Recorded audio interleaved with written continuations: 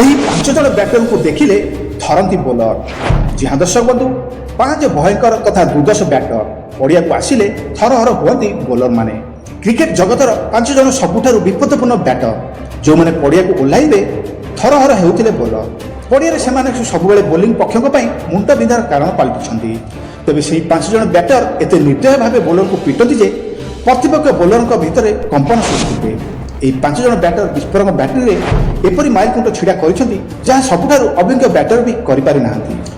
ସେମାନଙ୍କ ଆକ୍ରମଣାତ୍ମକ ବ୍ୟାଟିଂ ଦ୍ୱାରା ଏହି 5 ଜଣ ମହାନ ବ୍ୟାଟର ବିଶ୍ୱବ୍ୟାପୀ ନିଜର ଏକ ସ୍ୱତନ୍ତ୍ର ଛାପ ମଧ୍ୟ ଛାଡ଼ିଛନ୍ତି। ତେବେ ଆସନ୍ତୁ ଜାଣିବା କ୍ରିକେଟ ଜଗତର 5 ଜଣ ସବୁଠାରୁ ବିପଦପୂର୍ଣ୍ଣ ବ୍ୟାଟର କିଏ କିଏ। କ୍ରିସ୍ ଗେଲ୍, ଯିଏକି ୱେଷ୍ଟଇଣ୍ଡିଜର ଜଣେ ମହାନ ଖେଳାଳି। ୱେଷ୍ଟଇଣ୍ଡିଜର କିମ୍ବଦନ୍ତୀ ବ୍ୟାଟର କ୍ରିସ୍ ଗେଲ୍ କ୍ରିକେଟ ଜଗତର ଶ୍ରେଷ୍ଠ 5 ଜଣ ବ୍ୟାଟରଙ୍କ ମଧ୍ୟରେ ସବୁଠାରୁ ବିପଜ୍ଜନକ ଭାବେ ଜଣାଶୁଣା।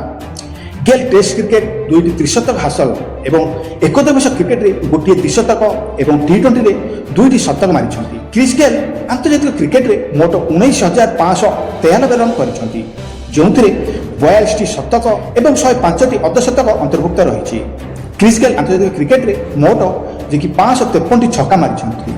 ବୀରେନ୍ଦ୍ର ସେହୱାଗ, ଜି ହଁ ଦର୍ଶକ ବନ୍ଧୁ, ପୂର୍ବତନ ଭାରତୀୟ ଓପନର ବୀରେନ୍ଦ୍ର ସେହୱାଗ କ୍ରିକେଟ ଜଗତର ଶ୍ରେଷ୍ଠ 5 ଜଣ ସବୁଠାରୁ ବିପଜ୍ଜନକ ବ୍ୟାଟରଙ୍କ ମଧ୍ୟରେ ଅନ୍ୟତମ।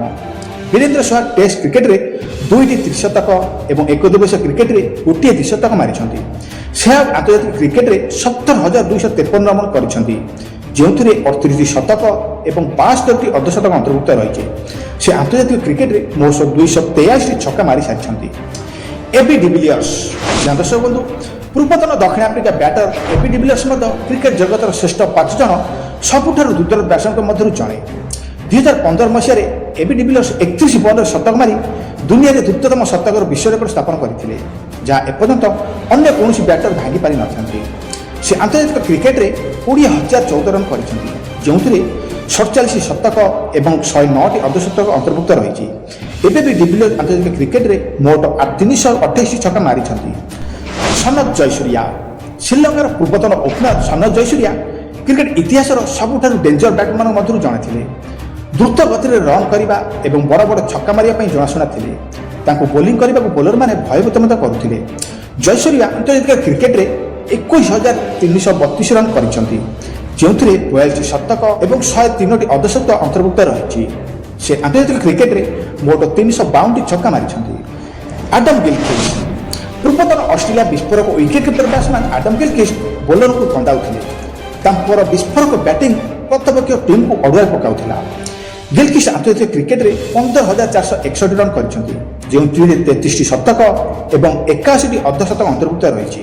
ସେ ଆନ୍ତର୍ଜାତିକ କ୍ରିକେଟରେ ମୋଟ 262ଟି ଛକା ମାରିଛନ୍ତି। ଜି ହଁ ଦର୍ଶକ ବନ୍ଧୁ, କ୍ରିକେଟ ଜଗତରେ ଏମିତି 5 ଜଣ ବ୍ୟାଟର ଥିଲେ ଯିଏ ପଡ଼ିଆକୁ ଆସୁଥିଲେ ବୋଲରମାନେ ଥରହର ହେଉଥିଲେ। ତାଙ୍କୁ ବୋଲିଂ କରିବା ପାଇଁ ବହୁତ କଷ୍ଟ ଅନୁଭବ ହେଉଥିଲା। ସେ 5 ଜଣ ବ୍ୟାଟର ହେଉଛନ୍ତି ନମ୍ବର 1 ଅଛନ୍ତି କ୍ରିସ୍ ଗେଲ୍, ୱେଷ୍ଟଇଣ୍ଡିଜର ଦୁର୍ଦ୍ଦଶ ବ୍ୟାଟ୍ସମ୍ୟାନ୍ କ୍ରିସ୍ ଗେଲ୍। ନମ୍ବର 2ରେ ଅଛନ୍ତି ଭାରତର ବିସ୍ଫୋରକ ବ୍ୟାଟ୍ସମ୍ୟାନ୍ ବୀରେନ୍ଦ୍ର ସେହୱାଗ। ସେହିଭଳି ନମ୍ବର 3ରେ ଅଛନ୍ତି ସାଉଥ ଆଫ୍ରିକାର ବ୍ୟାଟ୍ସମ୍ୟାନ୍ ଦୁର୍ଦ୍ଦଶ ବ୍ୟାଟ୍ସମ୍ୟାନ୍ ଏବି ଡିଭିଲିୟର୍ସ। ଆଉ ନମ୍ବର 4ରେ ଅଛନ୍ତି ସନତ ଜୟସୂର୍ୟା। ଆଉ ନମ୍ବର 5ରେ ଅଛନ୍ତି ଅଷ୍ଟ୍ରେଲିଆର wicket keeper batsman Adam Gilchrist.